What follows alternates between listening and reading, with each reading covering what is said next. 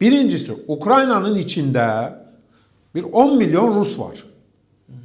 Bu Rusya onu bəhanə edib hücum edib də ora. Ki Ruslar güya sıxışdırılır. Mən şəxsən Ukraynanın içindən gələn birisi kimi deyirəm ki, orada Ruslar heç vaxt sıxışdırılmayıb. Çünki bu adamlar qardaşdır. Slavyan millətidir.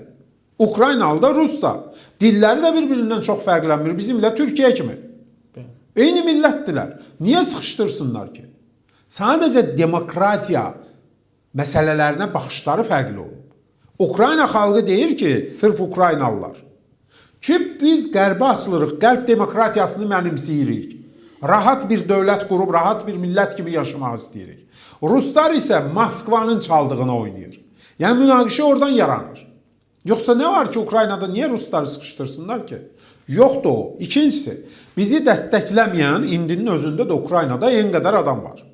Ermənilərin tərəfindədirlər. Onların böyük əksəriyyəti Ruslardır. Buna hamı bilsin. Özlərini Ukrayna vətəndaşı kimi göstərdi, zaten Ukrayna vətəndaşıdır. Rusları Ukraynadan heç kim qovmayıb. İşğal altındakı torpaqlar əsas Rus bölgələrdir. Donbas dediğimiz Donetsk'dir, Lugansk'dır, Kharkov'dur, hətta Zaporojye'dir. Yəni qarışıq bəzən kompakt yaşadıkları ərazidir. Amma tutaq ki, Lvov'da misal üçün, Kiyevin özündə, Çerkasıda, başqa-başqa vilayətlərdə həm Ruslar yaşır, həm Ukraynalılar. Və həmin Ruslara heç kim gözün üstə qaşın var demir. İndi bu saat bax, müharibə gedir ha Ukraynada. Heç bir Ukraynalı Rusa gözün üstə qaşın var demir. Onu sıxışdırmır ki, sən Russan. Və həmin o Rusların əksəriyyəti bu saatın özündə anti-Azərbaycan mövqedədirlər. Moskvanın çaldığını oynayırlar onlar.